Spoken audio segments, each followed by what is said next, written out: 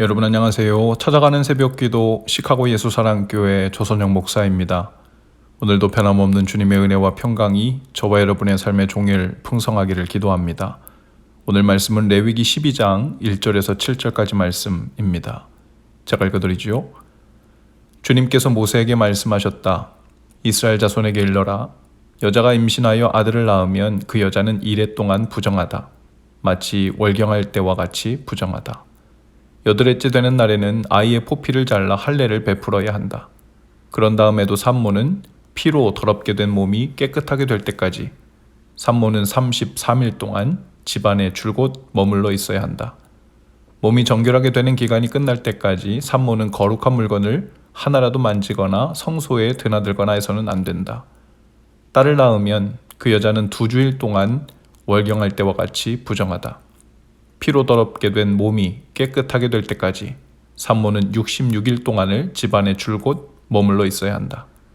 아들을 낳았든지 딸을 낳았든지 몸이 정결하여지는 기간이 끝나면 산모는 번제로 바칠 1년 된 어린 양 1마리와 속죄제로 바칠 집비둘기 새끼 1마리나 산비둘기 1마리를 회막 어귀로 가져가서 제사장에게 바쳐야 한다. 제사장은 그것을 받아 주 앞에 바쳐 그 여자를 속죄하여 주어서 깨끗하게 하여야 한다. 그러면 그 여자는 피로 더럽게 된 몸이 깨끗하게 될 것이다. 이것이 바로 아들을 낳았든지 딸을 낳았든지 산모가 아이를 낳은 다음에 지켜야 할 규례이다. 아멘. 오늘 말씀은 특별히 산모들의 정결케 되는 과정에 대해 말씀하고 있습니다. 말씀을 읽는 동안 몇 가지 마음에 걸리는 단어들과 표현들이 눈에 띄는데요. 먼저 아이를 낳은 산모를 향하여 부정하다는 표현을 쓴 것이 눈에 띄죠. 아이를 낳는 것이 나쁜 일인가? 죄를 짓는 일 혹은 잘못한 일이란 말인가 하는 생각이 들 수 있죠. 그러나 여기서 부정하다는 의미는 죄를 지었다는 의미가 아니라 정결하지 않다는 의미입니다. 말 그대로 일상적이고 공적인 생활로 돌아가기에는 아직 깨끗하게 되는 과정과 기간이 필요하다는 의미죠. 또 7절에 보면 여자는 속죄물을 바쳐서 깨끗하게 되어야 한다고 했습니다.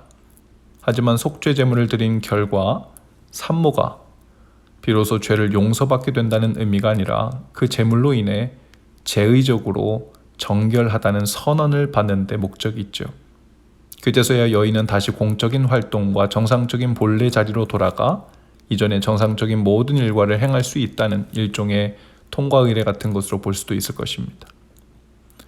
또 하나 2절에 보면 아들을 낳으면 이라는 표현이 있고요. 5절에 보면 딸을 낳으면 이라는 표현이 눈에 띄죠. 물론 성경은 당시 가부장적인 문화 안에서 기록되었기 때문에 분명 남자와 여자에 대한 접근 방식과 태도에 있어서 차이가 있는 것을 부인할 수 없을 것입니다. 그러나 아들과 딸을 낳았을 때 그 정결하게 되는 기간이 다른 것에는 다른 이유도 찾아볼 수 있습니다. 아들을 낳은 여인이 제의적으로 부정한 이유는 출산 과정과 산혈 때문인데요. 아들을 낳은 산모는 월경할 때와 같이 부정할 것이고 월경 기간과 마찬가지로 여자는 7일 동안 부정했습니다. 실제로 그 기간에는 그 여자와 신체적으로 접촉하거나 그녀가 눕고 앉은 곳을 통해 전염될 수 있었죠. 그래서 15장에도 기록하기를 남편이 이 기간에 여자와 성관계를 맺으면 7일 동안 부정해진다고 한 이유가 여기 있습니다. 출혈은 우선 위생 문제 때문에 출산의 경우에는 특히 질병이나 혈액 손실로 인한 사망의 위험 때문에 제의적으로 부정한 것으로 간주되었던 것이죠. 그러나 5절에 보면 딸을 출산한 경우에는 부정한 기간이 아들에 비해 갑절로 늘어나는데요. 이해하기 힘든 대목입니다. 본문에서 두드러진 점은 산모의 부정한 기간이 아들을 낳았을 때는 7일이고 딸을 낳았을 때는 14일, 그리고 온전히 깨끗하게 되기까지 집안에 머물러 있어야 하는 기간 또한 각각 33일과 66일로 2배가 됩니다. 이를 전부 합치면 아들의 경우에는 총 40일, 딸을 낳았을 경우에는 총 80일이 되죠. 아들의 경우 왜 산모가 7일 동안 부정한가에 대해서는 태어난 지 8째 날에 할례를 행하는 일과 연관이 있는데요. 아들은 태어난 지 8째 되는 날 할례를 받아야 하는 규례가 있었기 때문에 할례의식을 방해할 수 있는 산모의 부정함을 처음 7일 이상 지속될 수 없었다는 겁니다. 그러나 딸의 경우에는 할례를 행하지 않았기 때문에 본래 산모가 필요한 2주 정도의 기간을 그대로 격리하도록 했다는 거죠. 속죄제의 목적은 성막에서 부정함을 씻어내는 것이었습니다. 이 경우 여인이 출산 때문에 죄를 지은 것은 아니었지요. 예수님의 어머니 마리아도 메시아를 낳은 일로 죄를 지은 것은 아니지만 누가복음 2장에서 율법에 명한 대로 속죄 제물을 하나님께 드린 것을 우리가 볼 수 있습니다. 하나님께서는 이렇게 율법을 주실 때에도 남자와 여자를 창조하신 창조주로서 우리 몸과 마음의 안팎을 속속들이 살피시고 건강과 유익을 살피시죠.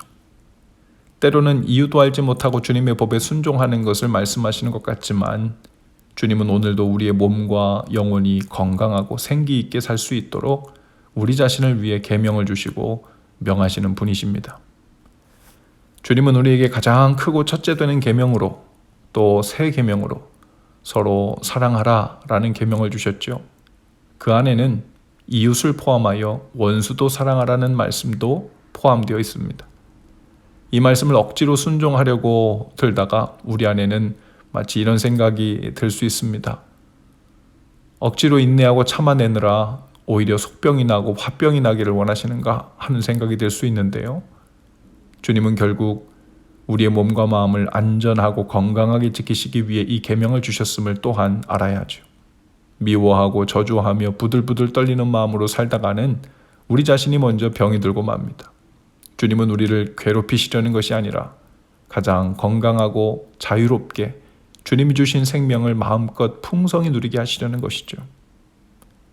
오늘도 주님께서 저와 여러분들을 가장 복되고 건강하게 그리고 생기 있게 하나님 나라를 누리며 살게 하시려고 모든 계명을 주시고 또 우리를 인도하고 계심을 믿으시기 바랍니다.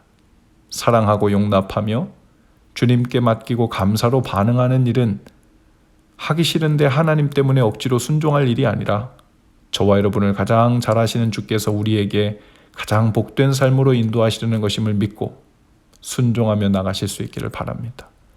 오기로 혹은 도끼가 있어서 순종하는 것이 아니라 나를 향한 주님의 선하심을 정말 믿을 수 있을 때 우리는 순종합니다. 오늘도 우리에게 성령을 통해 명하시는 주님의 뜻에 대하여 즐거이 그리고 감사하며 순종하시는 날 되실 수 있기를 주님의 이름으로 축복합니다. 기도합시다.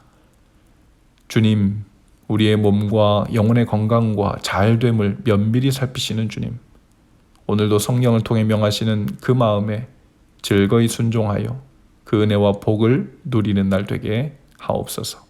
예수님 이름으로 기도합니다. 아멘. 여러분 오늘도 예수 사랑으로 화이팅입니다. 내일 아침에 다시 찾아뵙지요.